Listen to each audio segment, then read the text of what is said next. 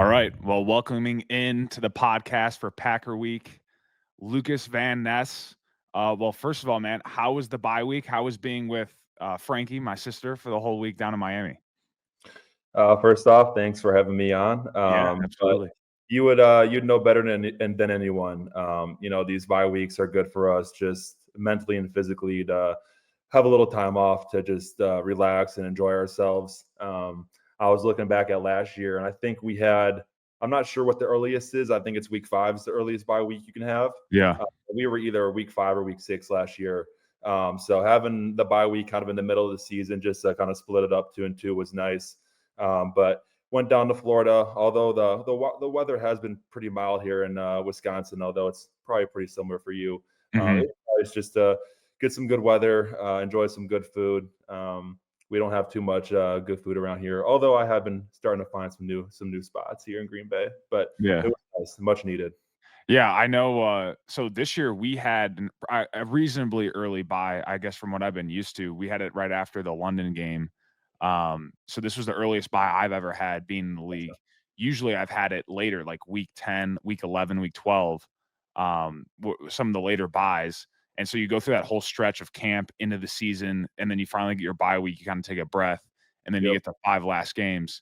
But I've never had the week 5 or week 6 bye. it's an early one. That's That's early. early, man.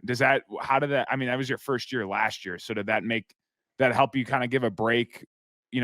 Camp's long, and then you get the Yep. first 5 weeks, kinda help you reset there for the rest of the season, or did you feel like the back half of the season was pretty long after that?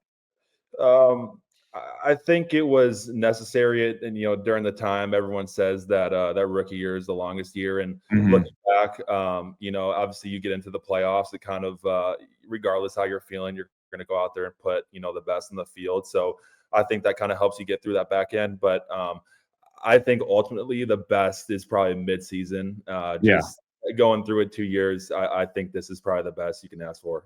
Yeah, and then, I mean, obviously, there's the Thursday games that are sprinkled in throughout the Yep. season.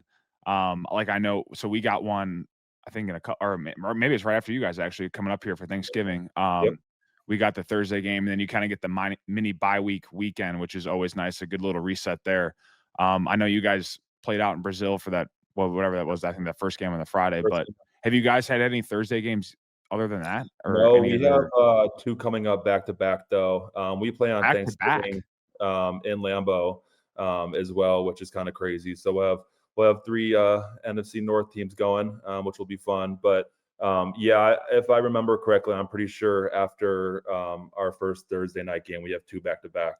And how do you like those Thursday night games? Do you like them, dislike them? I know there's mixed reviews Yeah, for how guys feel. yeah, it's a short turnaround, but like you said, I think that little mini break you get after is nice. Something to Yeah, look forward to. yeah, no, it's definitely clutch, and I'm a huge fan of them because I don't know what you guys do, but we walk through that whole week. So, like, I Yeah, know the exactly. turnaround's quick after the Yeah, Sunday game, but you come in Monday, you do the report, you kinda go over your game from the day prior, but you get right to it, and then yep, you're walking through the whole week. You might do a little run through Wednesday before the game. That's what we do, and then you're playing, and then you get the rest of the weekend off. I mean, for me, right. I'm like, yes, keep scheduling those Thursday Yeah, games. I freaking love exactly, them. right. Gotta love a primetime game too. Yeah, for So sure.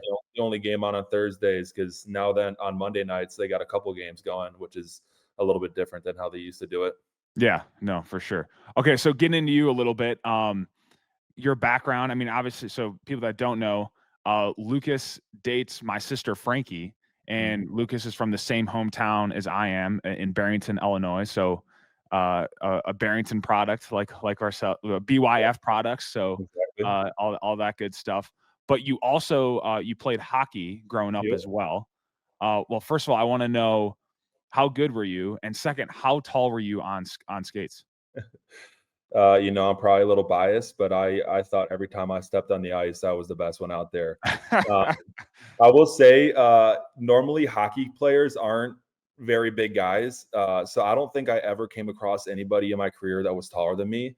Mhm. Uh, and growing up in Chicago, I can't remember the exact years, but during like middle school, early high school, it was like 2010, 2013, and 2015 when the Blackhawks won 3 Stanley Cups. Mhm. So that was just, I remember like all my friends played hockey, and it was like the thing to do. And a little side story, I remember like I have no hockey connections, and when my parents moved into our house in Barrington that we still live in, our neighbor literally recommended to my parents I should start, and I remember I jumped into it, and it's been a sport I played all the way until my senior year. But I used to. There's a guy named Zdeno Chara. He's like one of the tallest NHL players. I believe he's like 6'9" or 6'10". So that used to be like my dream guy to look up to. Yeah, We were pretty good though. My senior year, we Illinois hockey's not bad. I feel like it's kind of up there with Minnesota and Wisconsin and some of sure. those big states. But we went all the way until state, and then COVID hit, so we never got to play and decide who would have won, which was tough. But yeah, I'm looking forward to maybe 10 to 15 years down the road, maybe being able to throw the skates on again. Yeah, for sure. Yeah, there's no way you can throw them on right now. You can't risk Yeah, you no, getting hurt exactly. during that. But you get any looks college wise, or I mean I know the Yeah, hockey process is a little strange. I know yeah. everyone's a little older, but It's did you get any once looks for college? once I kind of decided to go the high school route, it's kind of tough to get looks. As Okay. you said, you kind of got to go like a double A, triple A, and then kind of go through that process. But when I actually went down to Illinois, they were starting their hockey program, and I remember they actually offered me if I joined the Illini to be a part of their hockey team as well, which would have been interesting for sure.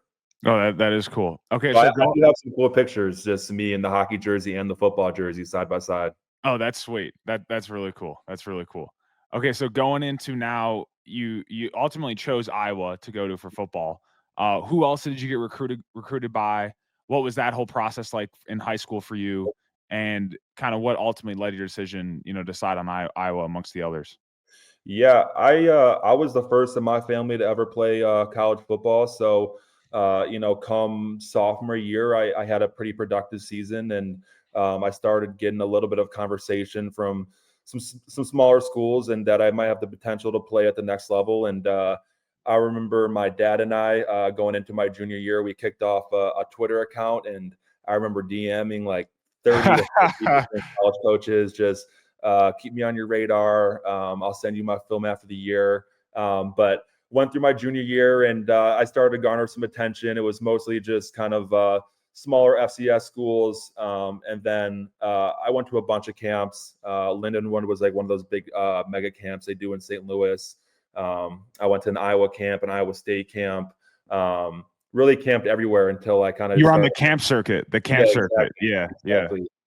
So I started out with like the service academies. I think Eastern Illinois was my first D1 FBS offer, and then it kind of rolled from there. But after Iowa, I got an Iowa offer. I went to Iowa State. I had Minnesota, and it kind of was an easy choice for me. Coincidentally, my parents both actually went to Iowa State. So when I chose Oh Iowa, wow. it was a little house divided. But I felt like in the age of college football, Coach Ferentz has been there for 25 years, and Hmm. there's a lot of coaches. It's kind of hard when you commit to a school you don't know you're going to get there, and if Sure. it's going to be the same coaching staff or even the same position coach. So I just felt with their repertoire of defense, they've been playing at a high level for a long time, and they have a pretty good pipeline with the NFL. And I just felt my sister attended there at the time. My dad's originally from Iowa. It all kind of worked out. That's awesome. Yeah, I mean, it's a great program. I know much like Notre Dame with the ability to kind of pump out talent in the NFL as Exactly. well too. It's a good place for people from the Midwest to go to, and Yep. kind of feels like a home away from home, those type of places. So, Three um, hours wasn't bad. yeah, no, that's an easy drive, and you can always get back in time. So I do have a question for you though. Who do you believe is tight end you, Notre Dame or Iowa? That's got to be the Hawkeyes. Maybe most recently I have to give it Yeah. to Iowa, but I'd have to say over the course of college football history, I'm gonna have to go with Notre Dame. I mean, we got a long lineage of tight ends. Yeah, I think there's a good argument on both sides. Yeah, I mean, you guys most recently you have Sam, George, Hawkinson, Fant. So Yeah. like, I I think mean, about it's a Dallas Clark if we're talking Dallas about. Clark. Yeah, it Yeah. is a strong. It's pretty strong. I'm not gonna lie to you. In the new age, it's probably I'd probably have to give it to Iowa there. That's for sure. I love it. Love it. All right. So okay, here's a funny story. I don't know if you know this story, but I was at our Christmas party 2 years ago for the Bears, Mhm. and I was hanging out, and usually they have everybody there. So they have our scouting department, like everybody that's in the front office stuff, like everybody's there in the Yep. at the Christmas party. So I go to the buffet line and I'm grabbing just some food, and I was just gonna hang out there for a couple hours and kind of just show face and have a good time and then get out of there. And so I'm sitting down with some of our scouts, and I think this was when you and Frankie really kind of first started dating. Yep. And maybe it was a couple months earlier than that. And they were asking me about you, and they were like, "Hey, do you know anything about this Lukas Van Ness?" And I'm like, "Yeah, my sister dates him. How do you guys know who That's that is?" hilarious. And they're like, "He's gonna be a top 15 draft pick." And I was like, "What?" Like, and I didn't know that much, and I hadn't watched much of college football once you get in the league. Yep. I'm sure you realize you Exactly. don't have as much time to watch. Yep. But, like, and I knew, like, who you were. I knew you were a player, but I was like, "A top 15 pick? What are you talking about?" They're like, "Yeah," and, like, and then they were asking me, like, "Do you know if he's coming out?" And I'm like, "Well, he sure as hell should be if he's gonna be a top Right. 15 pick. Like, that's crazy." So, sure enough, I left, and then I asked my dad, like, I was like, "Hey, like, is Lucas, like, he's like a first round top 15 talent?" And my dad was like, "Yeah, like he is. Like he's gonna go in the top 15." And I was like, "That is freaking insane." So my question to you is, were you surprised about your draft stock after your junior season? I know it kind of hits quickly, Yep. but what was that whole process like for you? Yeah, I did a one of those underclassmen reports, and Yeah. they say it's like I'm not sure, but like up to like 90% accuracy.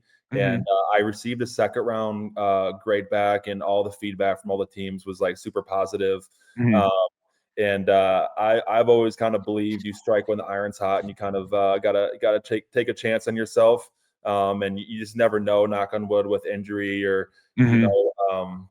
So I kind of felt that there was a little bit of a buzz going around, and I believed in myself, and then I was able to join on with Athletes First and Kyle McCarthy, which Yeah. you know very well since we share the same agent. Uh, Yes. but yeah, I once I decided, Coach Ferentz, stood all the way behind me the whole time, and I kind of knew that I only had 2 years of college tape behind me since I came in during COVID, so didn't have Mhm. the opportunity to play in that short year. But I knew my numbers and what I'd put out on the combine would be really good, and I believed in just my potential to go and talk with coaches and just kind of prove myself. So it ultimately was a good decision. Yeah, no, I think it worked out for you just fine. I remember when I got my grades, because I was wanting to come back to school actually to play Yeah, another year, and I think you were the same way. Like you kind of yeah, want to stick with your buddies, and exactly, one graduate. For me, another thing was I wanted to play baseball with Casey, who was coming exactly. in as a freshman that year, and so I had gotten the email from I think it was like from Dave Pelquin, who was like our team manager or whatever for Notre Dame, and um, telling me to like go meet with BK Brian Kelly to go over my college report. Yep. And when you get it, like you see all the grades for it, and I got a two as well. Fortunately, I actually got picked in the second round. You got picked, in the top 15, like everyone said Yep. you would. Um, but it is a crazy thing to kind of see it on the sheet, like, It hey, is. this is where you're gonna go, and it definitely makes the decision, I think, a little bit more clear. Yeah, totally. Kind of clarifies things. But I did want to, because I know a big thing for you was going to be your combine performance, and I know you like killed it off the charts. Um, that whole process of training and all that. I mean, like you said, you felt pretty confident going into it that you were going to kill it, huh? Yeah, I just knew once I got in the location and locked in for a couple months, especially training out in California, they have a really good repertoire of taking these athletes and developing them in a short amount of time and allowing them to produce out in the field. So I believed in myself, and like you said, it was hard. I still am working to get my degree here, Yeah. and kind of a similar situation. My brother just got to Iowa in his freshman year, so I'm hoping. Um, Depending on how many years it takes me within the next 3 or 4 years, maybe I can walk with him one day on the to graduate, which would be cool. Are you Um, are you just knocking those out over online? How do they allow you to yeah, do that? it was hard when I came in during COVID. They didn't really allow summer classes, so Right. I kind of was unfortunately able to really just do classes throughout the year. And I had a decent amount left when I left Iowa. So I've just been chipping away in the spring, trying to do like 8 to 10 hours, and the pace I'm on, hopefully within the next few years, I'll be ready to go. Yeah, that's how mine was. I got lucky. Notre Dame never did online classes, at least during the regular semesters. They would offer some online in the Mhm. summer, but I got lucky because when I came out, it was the first Gotcha. COVID year. I'll probably So have to go back at yeah, some yeah. So it was like a perfect time. So I didn't have to go back for one of the semesters. So I cranked out like 18 credits There you online, go. and it was like the best. So I was in Florida for the off season, and I just cranked out like 18 credits online, and then I did another summer session of online credits, and then I did have to go back for one semester Yeah, for my final one, and that's when I yeah, walked with Casey, which we were just talking, which was a lot of gotcha. fun, and we were back in South Bend, living it up, living in this small ass apartment and Exactly. doing our thing. But it was a lot of fun, and it's definitely worth getting the degree, I think. I think Oh, just like totally, yeah, I totally. think it's a good thing just to kinda have. So, yeah, all good stuff there. So, okay, so you leave, you get drafted Yep. by Green Bay, and you kinda get to stick close to home, which is awesome. I know, you spend some time up in Wisconsin and all that, so that's all cool stuff. What has been the transition like for you so far going from college to the pro game? Yeah, I think we have changed defensive schemes this year. Yeah. So obviously Mhm. it's changed a little bit. So kind of just coming in last year, learning a whole new defensive scheme with a 5 down front, or 3 down, I guess, and then kind of going to the 4 down front this year. But Right.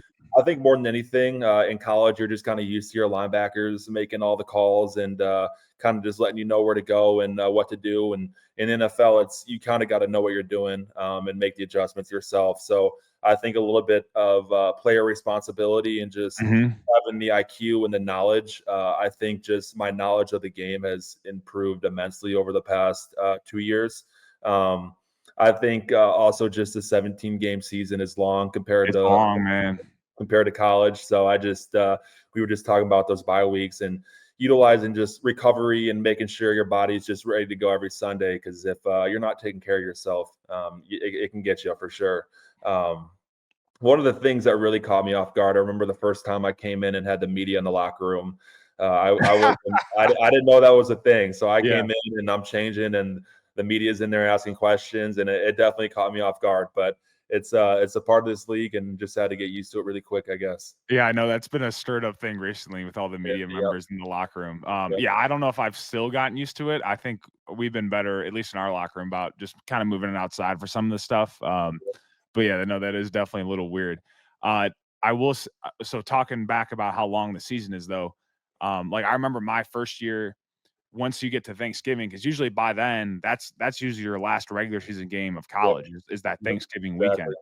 So we get to Thanksgiving, and then I think 2 weeks later, I in my head, I hit that, like, rookie wall moment where it was like, "Holy shit, this is a long year." Did you have that feeling in year 1? Did you hit what you would say as a rookie wall? Yeah, I remember more just mentally, I just kind of felt mentally drained Yeah. during a couple weeks. But I think just having the people surrounded with you and your teammates, it kind of managed to push you through a little bit. But I think that's everyone experiences a little bit. And even this year, I have 2 rookies on either side of me in my locker, and I keep Mhm. telling them like it's a long ride, so just take care of yourself, keep yourself, mentally and physically just positive, and just keep coming to work every day and working, and the season will take care of itself. Because if you start looking at the long run and don't focus day to day, it can get long on you. For sure, and I've always made sure. I think the first year was tough for me with COVID just because we were kinda locked down and, you're really just going to the facility and back to the apartment, and you're just doing that constantly over and over again. Yep, What is nice, though, for me at least, is, being here in Chicago is, like, there's so much to do, yep, going out to restaurants or whatever it is, like, me and Emily will do our Friday night date nights in the city or whatever, and, like, kinda just, mentally, it's a good way to get away. So how the heck do you deal with living in Green Bay, Wisconsin, and what the hell do you guys do out there on a day-to-day basis once you're away from the facility? I was actually talking to Xavier McKinney about this the other day, coming from New York, and Mhm. he's like, "It's just football out here. That's all Yeah, we do out here is yeah. football." But I've honestly, as much as it's quiet and it's an easy way of living, but as much as you might enjoy like a city life or having the ability to do that. I think it does help you just stay locked in on football For while you're sure.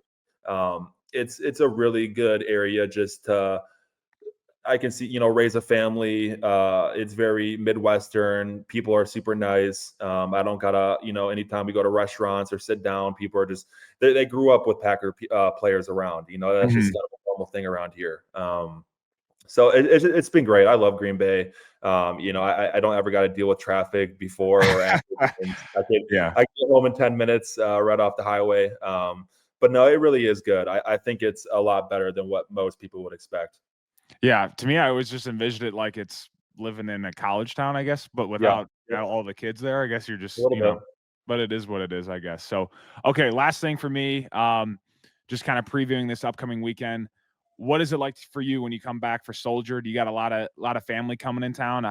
Or I mean, they're already in town, but coming to the game, and how many tickets do I got to get you for this weekend? Yeah, I might need some. Yeah. It's probably going to be a busy one. Yeah. Parents and family will definitely be there. You can take Frankie on your side, Yeah. uh, Yeah. We'll see. but I it's wonder what she'll wear. Well, we'll see what she'll wear. I think she's dialing something up that would be pretty good. So Yeah, yeah, I'm sure we'll have she to wait will. until game day to see. But you've been in this a couple years longer than me, but I think everybody knows that Bears Packers is a pretty historic game every year, and it's cool growing up kind of in the Chicago area, being able to come back and play and be in Soldier and be in a stadium that I've watched the Bears play a couple times. So I'm looking forward to it. It's gonna be a good one this weekend, and I can't wait. Yeah, it should be a lot of fun. Well, I gotta make sure I get you my jersey for this weekend because the Cool. last time we played, I was supposed to give it to you, but they ended up cutting it off me because I broke my forearm I that last remember. game. I Yeah. remember. Yeah. So I gotta make sure I get you the jersey for this Coming weekend. across the middle of the field, I think I remember that. Yes, yeah, I I do think on the too. I do too. south end zone. I remember it vividly. But okay, man, I appreciate you coming on. This was really cool for me to do with you, and I look forward to seeing you on Sunday. Yeah, see you Sunday. Thanks for having me on, Cole.